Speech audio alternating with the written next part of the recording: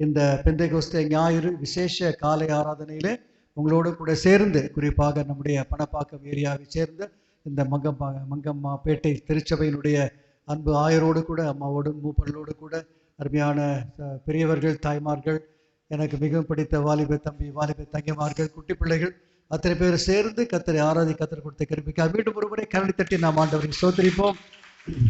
ஆண்டவர் நமக்கு எவ்வளவு நல்லவராக இருந்திருக்கிறார். எல்லா தடைகளை நீக்கி நம்மை கொண்டு வந்திருக்கிறார்.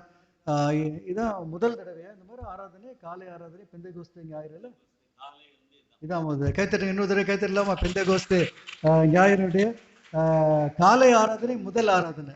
அந்த முதல் ஆராதனை நான் கலந்து கொள்ள கர்த்தர் கிருபை கொடுத்தார். யூஸ்வலாக நம்ம கிறிஸ்மஸுக்கு தான் காலையில் வருவோம்ல, 4 மணிக்கு வருவோம். அப்புறம் ஈஸ்டருக்கு வருவோம், சரிதானே? அப்புறம் புதிய ஆண்டு மிட் நைட்டில் வந்து புதிய ஆண்டை ஆரம்பித்து சொல்லுவோம். ஆனால் முதல் முறையாக பெந்தைகோஸ்தே ஞாயிறு இந்த ஐடியாவை கொடுத்தது நம்முடைய முந்தைய பிரதம பேராயர் சுந்தர் சிங் ஐயா அவர்கள் தான்.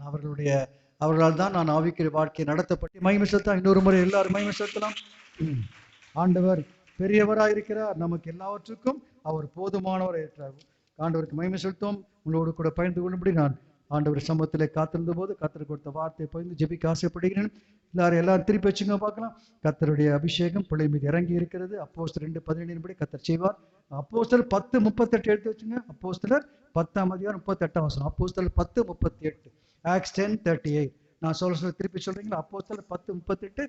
இது முக்கியமான வசனம், நீங்க எல்லாம் மனப்பாடமாக கூட படிச்சு வச்சுக்கலாம். அப்போஸ்தலர் 10:38 சொல்றீங்களா? நசரேயனாகிய இயேசுவை தேவன் பரிசுத்த ஆவியினாலும் வல்லமையினாலும் அபிஷேகம் பண்ணினார். தேவன் அவருடனே கூட இருந்தபடியினாலே அவர் நன்மை செய்கிறவராயும் பிசாசின் வல்லமையினால் அகப்பட்ட யாவரையும் குணமாக்கராயும் சுற்றித் திரிந்தார். அப்போஸ்தலர் 10:38. சரி, இதை நீங்க மனப்பாடம் பண்ணி வச்சுக்கணும். இதுல ஒவ்வொரு வார்த்தை முக்கியமான வார்த்தைகள். இதுல வந்து நம்ம 3 காரியத்தை சிந்திக்க போறோம். 3 காரியங்கள், 3 வார்த்தைகள். நான் திருப்பி சொல்லுங்க. முதலாவது வல்லமை. சொல்லுங்க பார்க்கலாம். விரலை காட்டி சொல்லுங்க. வல்லமை. முதலாவது என்னது? வல்லமை. இங்கிலீஷ்ல வல்லமை என்ன சொல்லலாம்? பவர். அப்படிதானே சார்? இங்கிலீஷ் சொல்லுங்க பார்க்கலாம். பவர். சத்தமா சொல்லுங்க. பவரோட சொல்லுங்க. இன்னும் பவரோட. ஓகே, இப்பதான் கொஞ்சம் இன்னும் பவரோடு. Very good. தமிழ்ல வல்லமையா சொல்லுங்க. இன்னும் சத்தமா கைகளை உயர்த்தி வல்லமை. அதான் முதல் காரியம் தானே. ரெண்டாவது செகண்ட் என்ன காரியம்னா பிரசன்னம். சொல்லுங்க, சத்தமா சொல்லுங்க. பிரசன்னம். ரெண்டாவது இங்கிலீஷ்ல பிரசன்ஸ். இங்கிலீஷ் சொல்லுங்க பிரசன்ஸ். சத்தமா சொல்லுங்க பிரசன்ஸ். முதலாவது வல்லமை, இங்கிலீஷ்ல பவர். ரெண்டாவது பிரசன்னம், இங்கிலீஷ்ல பிரசன்ஸ். மூன்றாவது நோக்கம். சொல்லுங்க, சத்தமா சொல்லுங்க. நோக்கம், இங்கிலீஷ்ல பர்பஸ். பர்பஸ் இங்கிலீஷ்ல சொல்லலாம் பர்பஸ். இல்லையா? 3 காரியங்கள். நம்பர் 1 முதலாவது வல்லமை, இரண்டாவது பிரசன்னம், மூன்றாவது நோக்கம். 1 வல்லமை, பிரசன்னம், நோக்கம். இங்கிலீஷ்ல பவர், பிரசன்ஸ், பர்பஸ். எல்லாம் பாஸ் பண்ணிட்டீங்க, சரிதானே? ஓகே, கைதறி பார்க்கலாம், மகிமை செலுத்தி பார்க்கலாம். ஹல்லேலூயா. ஸோ இந்த 3ம் முக்கியம். இந்த 3ம் இயேசுவின் வாழ்க்கையிலே காணப்பட்டது. நமக்கெல்லாம் முன்மாதிரி யாரு? ஏசப்பா தான். அப்படிதானே? இல்லையா? ரோல் மாடல் சொல்றோம்ல, மாடல் அப்படின்றோம். அப்போ உலகப்புறம் எவ்வளோ மாடல்ஸ் எல்லாம் பார்த்து ஏமாந்து போறாங்க, சரிதானே? வெளியே தான் அவங்க மாடலாக இருப்பாங்க, வீட்டில எல்லாம் சபை இருந்தாங்க. இந்த இதை தள்ளி வச்சிருக்கலாமா? இந்த புல்பெட்டுக்கு தள்ளி வச்சிருங்க, அந்த எல்லாரும் பார்க்க முடியும் சிலர். I what to see everybody. நீங்கள் தள்ளிக்கோ. இப்படி இந்த பக்கம் தள்ளி வந்துடுங்க. ரைட், ஓகே, சரி. ஸோ அப்போ நமக்கு முன்மாதிரி யாரு? ஏசப்பா. அவரை பற்றி தான் இங்கே போட்டிருக்கு. பேதுருடைய பிரசங்கத்தில் ஒரு பகுதி இது. கொர்நேலி வீட்டுக்கு பேதுரு போறாரு, அவங்க பரிசுத்தாவின் ஊற்றப்படுகிறாரு. புறஜாதிகள் மத்தியிலும் பரிசு ஊற்றப்படுறாரு. எருசலேமில் ஆரம்பித்தது மேலறை என்னும் வாசிக்கட்டல பெந்தைகோஸ்தே என்னும் நாள் வந்தபோது. பெந்தைகோஸ்தே என்பது ஒரு சபை பிரிவு கிடையாது, சில அப்படி வச்சுக்கிறாங்க பேர், பெண்டிகாஸ்டல் அசம்பிளி, பெந்தகோஸ்து சபை, பெந்தகோஸ்து மிஷன், டிபிஎம் இல்லையா, எல்லாம் வச்சுக்கிறாங்க, ஐபிஏ அப்படி சரி. ஆனால் பெந்தகோஸ்து ஒரு சபை பிரிவு அல்ல. பெந்தகோஸ்து என்பது ஒரு நாளின் பெயர். பென்டா அப்படின்னா 50ன்னு அர்த்தம். ஸோ 50வது நாள் அர்த்தம். என்ன அர்த்தம் அது? பெந்தகோஸ்து என்ன அர்த்தம்? 50வது நாள். 5 விரலை காட்டுங்கப்போ. எத்தனாவது நாள்? 50வது நாள். இயேசு உயிர் தெரிந்த பிறகு 50வது நாள். வந்து இயேசு உயிர் தெரிந்த உடனே எங்க போயிடல, மோட்சத்துக்கு போயிடல. எங்க காலேஜில் நான் இப்போ டீன் ஆஃப் சயின்ஸாக இருந்தேன். இப்போ எக்ஸாம்ஸ் எல்லாம் நான் தான் அதை இது பண்ணேன், கண்ட்ரோல் எக்ஸாமுக்கு ஹெல்ப் பண்ணுவேன், டைம் டேபிள் போடுவேன். அப்போ ஃபைனல் எக்ஸாம் டைம் டேபிள் போடும்போது ஹாஸ்டல் பசங்க தான் முதல்ல வந்து பார்ப்பானுங்க, வந்து கேட்பாங்க, சார் எப்போ சார் கடைசி எக்ஸாம்னு கேட்பானுங்க. எப்போ சார் கடைசி? ஏன் கேட்பாங்க தெரியுமா? ஏன்? எங்கே போனோம்? ஊருக்கு போனோம். ஊரில் யார் இருப்பாங்க? அப்பா அம்மா இருப்பாங்க. அப்படின்னு என்ன அர்த்தம்? இந்த ஹாஸ்டல் சாப்பாட்டை சாப்பிட்டு ரொம்ப போர் அடிச்சு சார், வெறுத்து போச்சு சார், டெய்லி அதே மெனு மாதிரி போட்டு கொடுத்துறீங்க. மண்டேனா இப்படி, சண்டே டியூஸ்டே இப்படி, வாரத்துக்கு வரும்போது தான் எங்களுக்கு இறைச்சி இல்லை, மெட்ராஸ் பாஷையில் கவுச்சின்னு சொல்லுங்களேன். ஸோ இறைச்சி கிடைக்கும். அதனால எங்களுக்கு போர் அடிச்சு சார், எப்போ சார் லாஸ்ட் எக்ஸாம்? அப்போ நாங்கள் டிக்கெட் புக் பண்ணி போகணும்னு சொல்லி கேட்பாங்க. லாஸ்ட் எக்ஸாமுக்காக வெயிட் பண்ணுவாங்க ஊருக்கு போகிறதுக்காக. ஆனால் ஏசப்பாவை பாருங்க, லாஸ்ட் எக்ஸாம் முடிஞ்சிருச்சு, கல்வாரி சிலையில் உயிர் கொடுத்து உயிர் எழுந்துட்டார், எக்ஸாம் முடிஞ்சிருச்சு. முடிஞ்ச உடனே எங்கே போயிருக்கலாம்? அப்பா வீடு இல்லையா? அப்பா வீட்டு எப்போ சந்தோஷமே படுறாரு இல்லையா? அப்போ அப்பா வீட்டுக்கு போயிருக்கலாம். போனாரா? இல்லை. உயிர் தெரிந்த உடனே அப்பா வீட்டுக்கு போயிருக்கலாம், போகல. வெயிட் பண்ணார் 40 நாள். வெயிட் பண்ண 40 நாள். அவர் எவ்வளோ ஆசை பாருங்க. அதுக்கு முன்னால திரளான மக்களுக்கு அற்புதம்லாம் செஞ்சார். ஆனால் இந்த 40 நாள் சீஷலோடு நேரம் செலவிட்டார். ஹல்லேலூயா. அவர் பில் பண்ணார், அவங்களுக்கு தேவையெல்லாம் சந்திச்சார். அவங்களுக்கு பசி எடுத்துச்சு, மீனை கொடுக்குறார், 153 பெரிய மீனை கொடுக்குறார். தோமாவுக்கு தன்னை வெளிப்படுத்துறார். 40 நாள் தான் நேசித்த சீஷர்கள் எவ்வளோ பேர்? 12 பேர் தான் நான் முதல்ல, அப்புறம் கொஞ்சம் பெருசாச்சு, அப்புறம் 120 ஆச்சு. அதான் நான் பார்க்குறோம். அப்போ அந்த 120 பேரோடு தான் நேரம் செலவிட்டார். லட்சங்களோடு கூட அல்ல, ஆயிரங்களோடு கூட அல்ல. 40 நாள் இயேசு தன்னுடைய வாழ்க்கையே ஊற்றுறார். நீங்க தான் எனக்கு. அப்போ அவருக்கு ஏசப்பா சின்ன கூட்டம் ரொம்ப இஷ்டம், அப்படிதானே? சின்ன பெரிய கூட்டம் ஒரு பக்கம் இருக்கட்டும், ஆனால் சின்ன கூட்டம் ரொம்ப இஷ்டம் அவருக்கு. அவங்களோட 40 நாள் டெய்லி அவங்களோட செலவிடுறார். டீச் பண்றார், அவங்களோட தங்குறார். சாயங்காலம் ஆன போது அவங்க வீட்டுக்கு எம்மா ஊர் போறாங்க, வீட்டில் வந்து தங்குறார். எவ்வளவு நல்ல இயேசு பாருங்க. ஏசப்பா கைத்தட்டுக்கு பார்க்கலாம். எவ்வளவு நல்ல இயேசு நம்மோடு இருக்க விரும்புகிறார். 40 நாள் சொல்லிட்டு சொல்றாரு, 40 நாள் முடியும் சொல்றாரு, இன்னும் 10 நாள் நீங்க எனக்காக காத்திருக்கணும். எங்க போய் காத்திருக்கணும்? எருசலேமிலே போய் மேலறையிலே காத்திருக்கணும்னு சொல்றார். அப்போ சொல்லிட்டு தான் அவர் பரமேறுகிறார். 40th டேல பரமேறார். அப்போ அந்த 10 நாட்கள் விசேஷன் காத்திருந்தா. நீங்க 4 நாள் ஜெபம் பண்ணேன்னு கேள்விப்பட்டேன், ரொம்ப சந்தோஷம். அப்படி அவங்க ஆயத்தமா காத்திருக்காங்க. 50வது நாள் மேலறையிலே காத்திருந்தார்கள். நான் இஸ்ரவேல் தேசத்திற்கு 6 முறை போயிருக்கிறேன். கடந்த முறை போகும்போது என் மனைவியை நான் கூப்பிட்டு சென்றேன். நான் என் மனைவியும் இஸ்ரவேல் தேசத்துக்கு போனோம். அந்த மேலறை இன்னும் வச்சிருக்காங்க பத்திரமா. ஹல்லேலூயா. சீஷர்கள் கூடின மேலறை இன்னும் அங்க இருக்கிறது. அங்க உள்ள போன உடனே அதே பிரசன்னம் தான், அன்றைக்கு இருந்த அதே பிரசன்னம், அதே அபிஷேகம். அத்தனை பேர் உணர்ந்தாங்க. பல நாட்டு மக்களாக வந்திருந்தாங்க. அத்தனை பேர் ஆவியில் நிரம்பி அபிஷேகத்திலிருந்து அந்நிய பாஷையை பேசி அந்த இடம் இன்றைக்கும் பத்திரமாக வைக்கப்பட்டிருக்கிறது. இயேசுவின் சரித்திரம் கட்டுக்கதை கிடையாது, அது வரலாற்றின் வரலாறு. இன்னைக்கும் பத்திரமா வச்சிருக்காங்க. இதே மாதிரி மேலறை தான், அதே மாதிரி மேலறை சின்ன அறை தான். 120 பேர் நிக்கிற மாதிரி தான் இடம் இருக்குது. அங்கங்க நிக்கிற மாதிரி தான் இடம் இருக்குது. இன்றும் அது இருக்கு. அது நேரடியாக பார்த்து அது அனுபவி கர்த்தர் கிருபை கொடுத்தார். அப்போ அந்த மேலையில எத்தனை பேர்? 120 பேர் காத்திருந்தாங்க. 12 என்னவமாச்சு? 120ஆக மாறிடுச்சு. அப்போ காத்திருக்கும் போது தான் 2ஆம் அதிகாரம் வாசிச்சேன் இல்லையா? பெந்தெகோஸ்தேனும் நாள் வந்த போது பலத்த காற்று இறங்கியது, அக்கினி இறங்கியது, அக்கினிமா நாவுகள் காணப்பட்டது. அத்தனை பேரும் 120 பேர் தவறாமல் அத்தனை பேரும் அபிஷேகத்தால் நிரம்பினார்கள். ஹல்லேலூயா. ஸோ அது ஒரு பெந்தெகோஸ்தே ஒரு நாள் தான். அப்போ இந்த வசனம் சொல்லுகிறது, இயேசுவையே தேவன் அபிஷேகித்தார். அப்போ இயேசுக்கே அபிஷேகம் வேணும்னு சொன்னா, உங்களுக்கு எனக்கு நம்ம இயேசுவோட பெரியவங்களா? இயேசுவோட பெரிய ஆட்களா? நான் பெரிய ஆள், நான் யார் தெரியுமா அப்படின்லாம் சொல்ல முடியுமா? இதை மெட்ராஸ் பாஷை என்னமோ சொல்லுவாங்க, அதெல்லாம் சொல்ல அவசியம் இல்லை. அப்படியெல்லாம் ஒன்றும் சொல்ல முடியாது. ஹல்லேலூயா. இயேசு பெரியவர், அவருக்கே அபிஷேகம் தேவைப்படுச்சுன்னு பைபிளில் போட்டிருக்கு. அப்போ இந்த காரியத்தில் 3 காரியம் பார்க்குறோம். முதலாவது வார்த்தை என்ன சொன்ன ஞாபகம் இருக்கா? சத்தமா சொல்லுங்க. இன்னும் வல்லமையோடு, இன்னும் வல்லமை. அப்போ இயேசுக்கே வல்லமை தேவைப்படுது. அப்போ அபிஷேகம் எதை குறிக்கிறது? முதலாவது வல்லமை குறிக்கிறது. எதை குறிக்கிறது? வல்லமை, பெலன், பவர். இதுதான் அப்போஸ்தலர் 1:8 கூட வாசிக்கிறோம். அப்போஸ்தலர் 1:8 தெரிஞ்ச வசனம் தானே, ஞாபகம் இருக்கா? அப்போஸ்தலர் 1:8 என்ன வாசிக்கிறோம்? அப்போஸ்தலர் 1:8 பரிசுத்த வரும்போது நீங்கள் பெலன் அடைந்து, சத்தமா சொல்லுங்க, பலன். நீங்கள் பலன் அடைந்து எருசலேமிலும் யூதேயா முழுவதிலும் சமாரியாவிலும் பூமியின் கடைசி எனக்கு நீங்கள் சாட்சிகளாக இருப்பீர்கள். பரிசுத்த வரும்போது நமக்கு வருகிற முதல் காரியம் வல்லமை, பலத்தை பெற்றுக் கொள்கிறோம். தமிழ்ல பலன் போட்டிருக்கு, இங்கிலீஷ்ல என்ன போட்டிருக்கு? You shall receive power when the Holy Spirit comes upon you. So நமக்கு தேவை, முதலாவது நமக்கு என்ன வேணும்? வல்லமை வேண்டும். அதான் பாட்டெல்லாம் பாடணும், வல்லமை வல்லமை தாருமே. வல்லமை பாடணும் இல்லையா? வல்லமை தேவை தேவான் பாடணும் இல்லையா? அப்போ வல்லமை நமக்கு வேண்டும். எத்தனை பேருக்கு இந்த வல்லமை வேணும்னு ஆசைப்படுறீங்க? கை தட்டி சொல்லுங்க. ஹல்லேலூயா. அத்தனை பேருக்கு கை தட்டுங்க பார்க்கலாம். மகிமை செலுத்த பார்க்கலாம். மகிமை செலுத்த அத்தனை பேருக்கு 120 பேர் மீதும் வல்லமை இறங்கியது. அவங்களுடைய வல்லமை இன்றைக்கு அந்த வல்லமை இறங்கினதுனால அவங்களுடைய வாழ்க்கையே தலைகீழா மாறிடுச்சு. அதுக்கு முன்பாக பயந்தவர்கள் இப்போ தைரியமா இருக்காங்க. கோடையாக இருந்தவர்கள் கதவு மூடிட்டு இருந்தாங்க.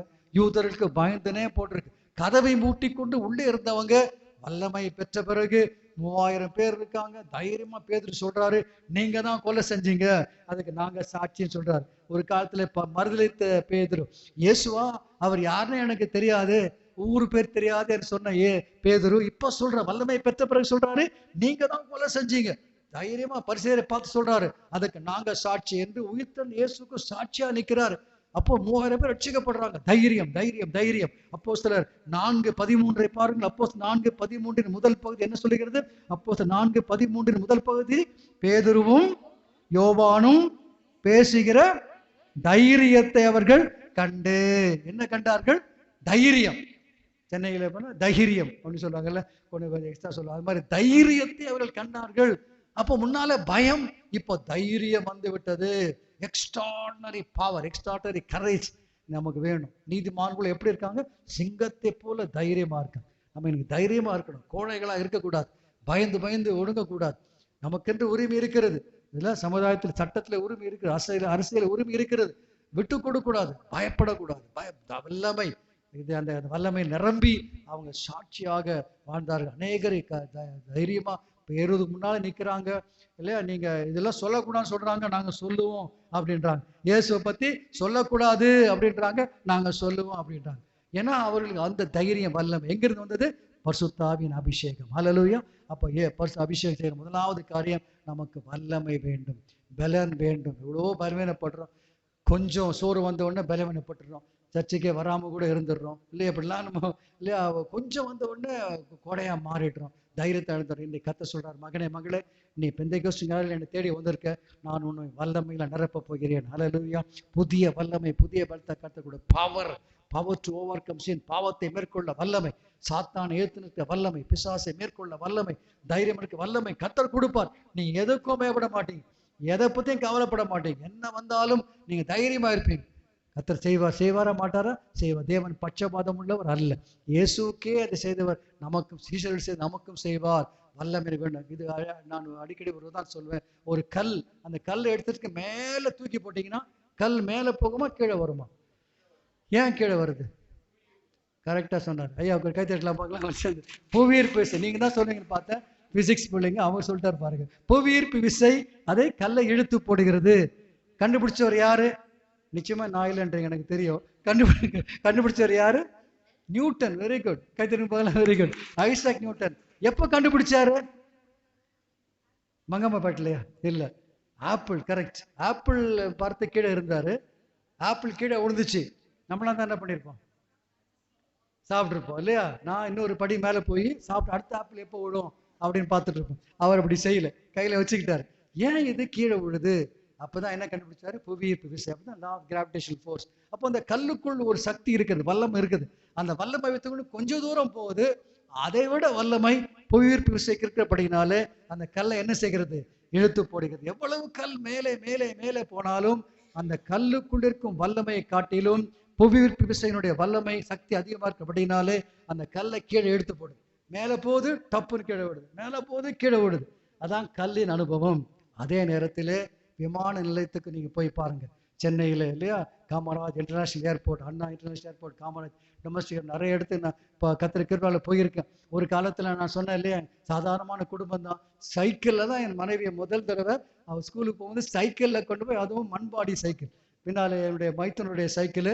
அதுல அவர் வந்து அவர் சரக்கெல்லாம் அது மளிகை சாமான் எடுத்துட்டு இருந்தாரு. அதுதான் வச்சு அதை இரவலா வாங்கி அந்த மண்பாடி சைக்கிளில் பெரிய பின்னால் பார்த்துப்பீங்களே பெருசாக இருக்கும். அதில் என் மனைவி உட்கார வச்சு தான் கொண்டு போய் நான் வந்து பஸ் ஸ்டாண்டில் விடுவேன். அவள் ஸ்கூலுக்கு, அவளுக்கு குடும்பம் பெரிய குடும்பம். எங்களுக்கு குடும்பம் வரல, அவங்க அப்பாவெல்லாம் ஜாயின்ட் செக்ரட்டரியாக இருந்த ஒரு அரசாங்கத்தில் பெரிய குடும்பம். ஆனால் கத்திருக்கிற நோக்கத்துவை நினைத்திருக்காரு, கத்திருக்கிற மேலே வளர்த்துருக்காரு. அப்போ அப்படி தான் இருக்கும்போது அவளுக்காக வெயிட் பண்ணுவோம். வரும்போது வெயிட் பண்ணுவோம். ஈவினிங் காலைல கொண்டு போய் விடுவோம், ஈவினிங் வெயிட் பண்ணுவோம். அவள் பக்கத்தில் ஒரு ட்ராவல் ஏஜென்சி ஷாப் இருந்துச்சு. அது பெரிய பெரிய பிளான்லாம் போட்டுருந்துச்சு. இந்த வாயை திறந்து பார்ப்போம். ஐயோ இவ்வளோ பிளான், நான் சைக்கிள் ஓட்டிகிட்டு இருக்கேன், இந்த பிளான்லாம் எங்கெங்கேயோ போகுது, நமக்கெல்லாம் சான்ஸ் கிடைக்குமான்னு யோசிச்சு அதில் கத்திரி கிருபையினாலே கிட்டத்தட்ட 56 முறை 60 முறை விமானத்தில் 60 நாடுகளுக்கு செல்ல கத்திரி குறிப்பிட்டார். கத்திரி மகிமை செலுத்தி பார்க்கலாம் இல்லையா? இந்தியாவுக்குள்ள மட்டுமல்ல, வெளிநாடுகளுக்கும் கொள்ள. என்னுடைய முதல் பயணமே தந்தை பேராயர் என்ன முதல் பயணம் எங்க அனுப்பிச்சார் தெரியுமா? என்னையும் மைக்கேல் ராஜா 2 பேரையும் சேர்த்து முதல் பயணமே அமெரிக்காவுக்கு அனுப்பிச்சார். ஹல்லேலூயா! அமெரிக்கா நாடுகளுக்கு முதல் பிரயாணமே. அவ்வளவு தூரம் போய் எல்லாம் பார்த்து ஆச்சரியப்பட்டோம். ஏன் சொல்றேன்னா, கத்திர அந்த விமானத்தை சொல்றேன். விமானம் நீங்க பாக்குறீங்க, விமானம் கிளம்புகிறது. விமானம் கிளம்பும் போது, பறக்க ஆரம்பிக்கும் போது கீழே என்ன இருக்குது? அதை எடுத்து போடுறதுக்கு என்ன இருக்குது? புவியீர்ப்பு விசை இருக்குதா இல்லையா? இருக்குதானே? கல்லை இழுத்து போட்ட அதே புவியீர்ப்பு விசை இப்பொழுதும் இருக்கிறது. அப்ப அந்த புவியீர்ப்பு விசை சொல்லுகிறது, நான் கல்லை இழுத்து போட்டேன், உன்னையும் இழுத்து போடுவேன்னு ட்ரை பண்ணுது. முடியுதா? எது வின் பண்ணுது? விமானம் தான். அந்த புவியீர்ப்பு எவ்வளவுதான் ட்ரை பண்ணி எடுக்க முயற்சித்தாலும் விமானம் அழகாக மேலே போகிறது. கல்லை விட விமானம் எடை உள்ளதா, எடை குறைந்ததா? எடை உள்ளது தான். 50 கிலோ வேண்டாம், 50 கிராமே தூக்குறதே கஷ்டம் நமக்கு. கல் இல்லையா? 100 கிராமோ 20 கிராம் கல்லே தூக்குறது கஷ்டம். அந்த கல் ஒரு 100 கிராம் தான் வச்சுக்கலாமே. ஆனால் விமானமானது எவ்வளவோ கிலோ, எவ்வளவோ டன் எடை. கல்லுக்குள் இருக்கும் சக்தியை விட புவியீர்ப்பு விசை வல்லமை அதிகமாக இருக்கிறது, கீழே எடுத்துப்படுகிறது. ஆனால் விமானத்துக்குள்ள இருக்கும் வல்லமை புவியீர்ப்பு விசையோட வல்லமை விட அதிகமாக இருக்கிறபடினாலே விமானம் எளிதாக செல்லுகிறது. புரியுதா உங்களுக்கு? இல்லையா? ஸோ இந்த கை காட்டுங்க, கல் சொல்லுங்க பார்க்கலாம். இந்த கை காட்டுங்க, விமானம். இந்த கால் இப்படி தூக்கி போடுங்க, கீழே போகுதா மேலே போகுதா? கீழே விடுதா? கீழே விடுது. இந்த காட்டுங்க, கீழே போதா மேலே போதா? மேலே போகுது. கல்லுக்குள்ள இருக்கும் சக்தி விமானத்தின் சக்தி, விமானத்துக்குள்ள இருக்க என்ஜின் சக்தி. அப்போ நீங்க கல்ல மாதிரி இருக்கணுமா, விமானம் மாதிரி இருக்கணுமா? சத்தமா சொல்லுங்க. நான் கல் அல்ல. சொல்லுங்க. நான் கல்லை போல வாழ விரும்பவில்லை, நான் விமானத்தை போல வாழ விரும்புகிறேன். விமானத்துக்குள்ள என்ன இருக்கிறது? பவர், என்ஜின் சக்தி, என்ஜின். அந்த விமானம் இப்போ நம்ம கல்லுமா இருந்தால் தான் கீழே விழுந்து போவோம். பாவத்தில் விழுந்துருவோம், சோதனையில் விழுந்துருவோம், யாராவது சொல்லிட்டா கோச்சிடுவோம். இதெல்லாம் கல்லினுடைய குணாதிசயங்கள். விமானத்தின் குணாதிசயம் என்ன? மேலே மேலே மேலே பறந்து செல்லும். ஹல்லேலூயா! நான் விமான கிறிஸ்தவர்கள், விமான விசுவாசிகள். சொல்லுங்க, நான் விமான விசுவாசி. சொல்லுங்க. அடுத்த முறை விமானத்தை பார்க்கும்போது நீ யோசிக்கணும், நான் யாரு? விமான விசுவாசி. அடுத்த முறை கல்லை பார்க்கும்போது யோசிக்கணும், நீ கிடையாது இல்லையா? நான் கல்லு உன்ன மாதிரி கிடையாது, நான் கல்லு கிடையாது, நான் யார் தெரியுமா? விமானம். ஹல்லேலூயா! கர்த்தர் செய்வாரா? செய்வார். எனக்கு அந்த பலத்தை கொடுத்து உங்களுக்கும் செய்வார். நான் மேலே மேலே பறந்து செல்லக்கூடிய வல்லமை, வல்லமை, வல்லமை, பொழிந்திடும் வல்லமை, உன்னதத்தின் வல்லமை, ஆவியின் வல்ல கைத்தறி பண்ணலாமா? அக்கினியின் வல்லமை, பொழிந்திடும் வல்லமை, உன்னதத்தின் வல்லமை, ஆவியின் வல்லமை, அக்கினியின் வல்லமை, பொழிந்திடும் வல்லமை, உன்னதத்தின் வல்லமை, ஆவியின் வல்லமை, அக்கினியின் வல்லமை. ஹல்லேலூயா! அப்ப முதலாவது வார்த்தை என்ன? வல்லமை. நசரேயனாகிய இயேசுவே. அப்போஸ்தலர் 10:38 அதெல்லாம் இருக்குது. அதுல இருந்து தான் சொல்றேன் நான். ஞாபகம் இருக்குல்ல? அப்போஸ்தலர் 10:38 ஞாபகம் இருக்கா? அதுல என்ன வாசிக்கிறோம்? நசரேயனாகிய இயேசுவை தேவன் பரிசுத்தாவினாலும் வல்லமினாலும் அபிஷேகம் பண்ணினார். அதனால தான் இயேசுக்கு தைரியமா இருந்துச்சு, அவர் கவலையே படல. பிலாத்து சொல்றாரு, யூதாஸ் காட்டி கொடுத்துறாரு, போர்ச்சவன் அடிக்கிறாங்க, அவருக்கு கவலையே இல்லை. காரணம் அவருக்குள்ள இருந்த பரிசுத்தாவின் வல்லமை, அபிஷேகம் நிறைந்தபடினாலே அவர் உயிரோடு எழுந்தார், இன்றைக்கு உயிரோடு இருக்கிறார். உங்களுக்கும் அந்த வல்லமை தர் விசுவாசிக்கிறீங்களா? கர்த்தர் பட்சபாதம் உள்ளவர் அல்ல. அத்தனை பேர் மீது வல்லமை அனுப்பினவர் 100 பேர் அல்ல, உங்களுக்கு மீது அனுப்புவார். நீங்கள் தைரியமாயிருப்பீர்கள். விசுவாசிக்கிறீங்களா? கோடையாக இருப்பதில்லை, பாவத்துக்கு இடம் கொடுத்து கீழே கல்லை போல விடுவதில்லை, விமானத்தை போல பறக்க போகிறோம். அந்த கிருபை கர்த்தரை சோத்திரிப்போம், கர்த்தரை சோத்திரிப்போம். ஸோ முதலாவது அந்த கிருபை. எனக்கு அந்த கிருபை கொடுத்தார். அந்த கதையை கத்தோலிக்க கல்லூரியில வல்லமையோடு வாழ கத்தர் கிருபை கொடுத்தார். இது வரைக்கும் பலப்பட்டு இருக்கிறார். உங்களுக்கும் சரி, தினமும் வல்லமை கொடுப்பார். ரெண்டாவது வார்த்தை சத்தமா சொல்லுங்க, பிரசன்னம். மறந்துட்டீங்களா? ரெண்டாவது வார்த்தை பிரசன், இங்கிலீஷ்ல பிரசன்ஸ். அதுக்கு என்ன? அதை தொடர்ந்து வாசிங்க. அடுத்த வாசிங்க பார்க்கலாம். தேவன் அவருடனே கூட இருந்தபடியினால், அதான் தேவன் அவருடனே கூட இருந்த, அதான் தேவ பிரசன்னம். அப்படித்தானே? தேவன் இயேசுவோடு கூடவே இருந்தார். பிதாவு பிரசன்னம் எப்பொழுதுமே இருந்துச்சு. அதான் இயேசு ஒவ்வொரு முறை பிதாவை பார்த்து அதிகாலையில ஜெபம் பண்ணுவார். பிதாவே, நான் இன்னைக்கு என்ன செய்யணும்? அவர் சொல்லுவார், சமாரிய பட்டணத்துக்கு போ, அங்கே ஒரு பொண்ணு வருவா, தாகத்தோடு வருவா, நீ அவளுக்கு தாகத்தை தீர்க்கணும். ராத்திரி நிக்கோதேம் வருவான், நிக்கோதேமுக்கு நீ சொல்லணும் இல்லையா? பசியோட ஜனங்க வருவாங்க, 5 அப்பம் 2 மீன் வச்சு நீ அவங்கள போஷிங்க, எல்லாம் காலையிலேயே சொல்லிவிடுவார். அதான் அதிகாலை ஜெபத்தின் முக்கியத்துவம். அப்போ பிதாவோடு பிரசன்னம், தேவ பிரசன்னம். Jesus was carrying the presence of father. பிதாவின் பிரசன்னத்தை எப்பொழுதும் சுமந்து கொண்டு சென்றார். தேவன் அவருடைய கூட இருந்தபடியினால் இருந்தார் என்று வாசிக்கிறோம். அப்ப அபிஷேகம்னா என்ன? ஏதோ உணர்ச்சி வசப்பட்டு இல்லையா சபையில வந்து உணர்ச்சி வசப்பட்டு கைதட்டி பாடி அதோடு முடிவுதான் இல்லை. தேவ பிரசன்னத்தை சுமக்க வேண்டும். ஹல்லேலூயா.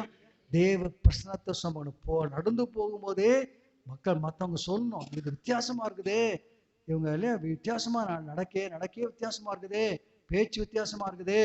தேவ பிரசன்னம். ஹல்லேலூயா. எத்தனை பேர் அப்படி ஆசைப்படுறீங்க? தேவ பிரசன்னத்தை நான் சுமக்க வேண்டும். I want to carry the presence of God wherever I go.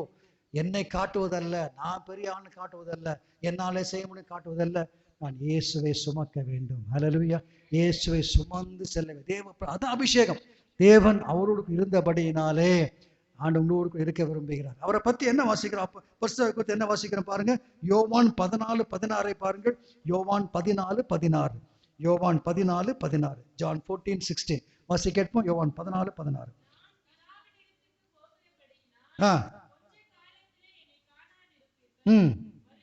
16ஆமா? 14:16.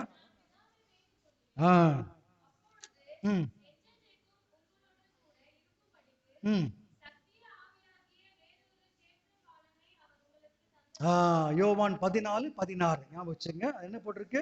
பிதாவை வேண்டிக் கொள்வேன், அப்பொழுது என்றென்றைக்கும், சத்தமா சொல்லுங்க, என்றென்றைக்கும் உங்களுடைய கூட இருக்கும்படிக்கு போட்டிருக்கா. என்றென்றைக்கும் அப்படின்னா என்ன அர்த்தம்? பெந்தேகஸ்து ஞாயிறுல மட்டும் அப்படியா? இல்ல, நாளைக்கு இருப்பாரா? இருப்பார். விட்டு விலகுவதும் இல்லை, உன்னை கைவிடுமை, நான் உங்களோடு என்றென்றைக்கும் இருக்கும்படி. அதான் பரிசுத்த ஆவியானவர். சத்தியாவை தேற்றவாளன்னு போட்டிருக்கு. என்றென்றைக்கும் இருக்கும்படி கூட இருக்கவங்க யாரும் என்னைக்கும் இருக்கவே மாட்டாங்க. வாலிப தம்பி தங்கச்சிங்கெல்லாம் உங்களுக்கு தெரியும், ஐயோ உன்னை விட எனக்கு யாரும் இல்லைன்னு சொல்லுவாங்க. அடுத்த நிமிஷம் மறந்துடுவாங்க இல்லையா? உன்னை விட்டா யாரும் இல்லைன்னுவாங்க. அப்புறம் செல்ஃபோன்லாம் ஆஃப் பண்ணி வச்சிருவாங்க. சரிதானே? அப்படிதான் பேசுறவங்க பேசுவாங்க. அப்படிதான் கணவன், அப்படிதான் மனைவி, அப்படிதான் பிள்ளைங்க, அப்படிதான் இருப்பேன்னு சொல்லுவாங்க, இல்லாமல் போயிடுவாங்க. ஆண்டவர் சொல்றாரு, உங்களோட என்றென்றைக்கும் இருப்பார். ஹல்லேலூயா. பரிசுத்த நம்மோடு என்றைக்கும் இருப்பார். வந்து வந்து போகிறவர்ல. பழைய ஏற்பாட்டில் வந்து வந்து போவாராம். சிம்சோன் போது இறங்கினார், இறங்கினா என்ன அர்த்தம்? அப்புறம் போயிட்டார்னு அர்த்தம். தாவீது மீது இறங்கினார், போயிட்டார். எப்தா மீது இறங்கினார், போயிட்டார். பழைய ஏற்பாட்டிலே வந்து வந்து வந்து போகிற ஆவியானவர் பெந்தைகோஸ்து நாளுக்கு பிறகு ஆவியானவர் ஊற்றப்பட்ட பிறகு என்றைக்கும் என்னோடு இருக்கிறார். ஹல்லேலூயா. என்றைக்கும் இருப்பார், கூடவே இருப்பார், கைவிடவே மாட்டார். கையை இறுதியா பிடிச்சுக்குவார். அவரை பற்றிய கிருபை நம்ம மீது இறங்கும். அவர் மீது நம்முடைய கிருபை இறங்கும். பிரசன்னத்தை சுமந்து செல்ல வேண்டும். பிரசன்னத்தை சுமந்து செல்லணும். அதுதான் முக்கியம். பணம் இருக்கலாம், பணம் நீக்கிறதுக்கு நாளைக்கு போயிடும். சுகம் இருக்க சுகம் எல்லாம் போகும். வேலை இருக்க வேலை, அதெல்லாம் 2வது காரியம்தான். எல்லாவற்றை விட தேவ பிரசன்னம் மிக முக்கியம். ஹல்லேலூயா. குறிப்பா வாலிப தம்பி, வாலிப தங்கச்சிமா, நீங்க தேவ பிரசன்னத்தை சுமக்க வேண்டும். நீங்க படிக்கிற இடத்துல, நீங்க வேலை செய்யற இடத்துல உங்களுக்கு மற்ற வித்தியாசத்தை காட்ட வேண்டும். பிரசன்னத்தை சுமக்க வேண்டும். கர்த்தர் செய்வாரா மாட்டாரா? அதான் அபிஷேகம் செய்ய 2வது காரியம் பிரசன்னம். சொல்லலாமா?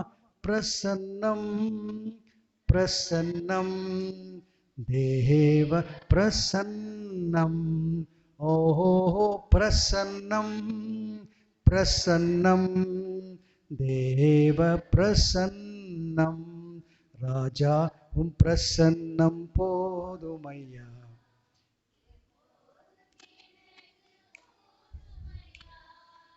ராஜாவும் பிரசன்னம் போதுமையா.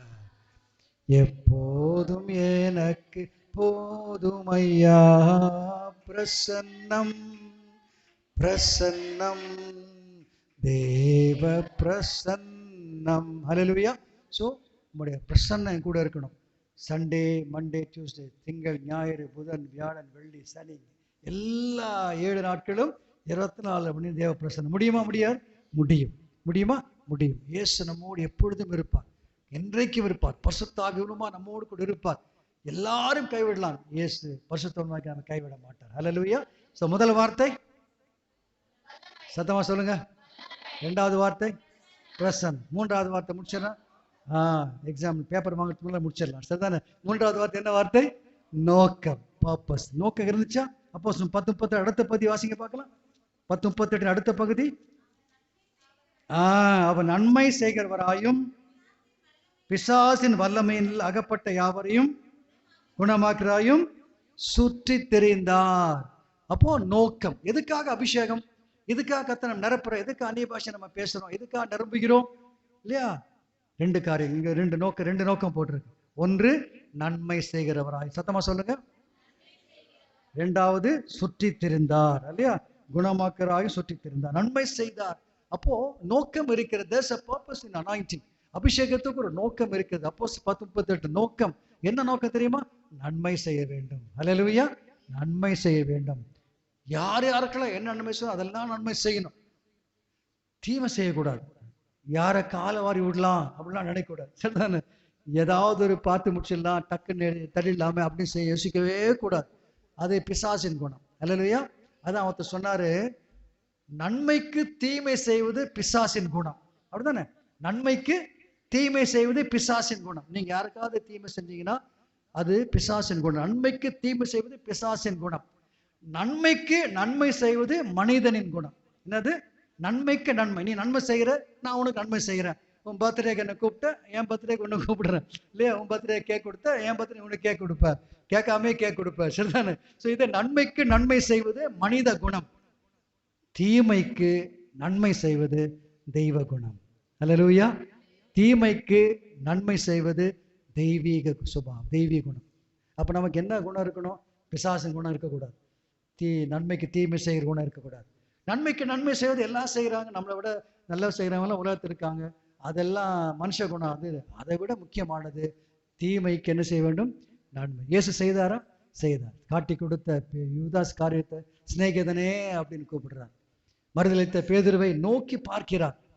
எவ்வளவு நல்ல ஆண்டவர் பாருங்க நம்ம. ஹல்லேலூயா. தீமைக்கு நன்மை செய்தவர் தான் நம்முடைய ஆண்டவர். இன்றைக்கு உங்கள் மூலமாக நன்மை செய்ய விரும்புகிறார். தீமை செய்தெல்லாம் போதும், மற்றவெல்லாம் கெடுத்து கெடுத்து வாழ்ந்தது போதும். ஏசப்பா, நம்ம நோக்கத்தோடு வாழ வேண்டுமான் மற்ற நன்மை செய்யும். ஹல்லேலூயா. யோசிச்சு பாருங்க, நீங்க நன்மை செய்ய ஆரம்பிச்சால் இயேசு மகிமைப்படுவார். ஹல்லேலூயா. என்ன நன்மை செய்ய நீங்க தான், உங்களுக்கு தான் தெரியும். நீங்க தான் தீர்மானிக்கணும். அபிஷேகம் நோக்கத்தை கொடுக்கிறது, நன்மை செய்ய வேண்டும். அப்புறம் அதில் என்ன போட்டிருக்கு?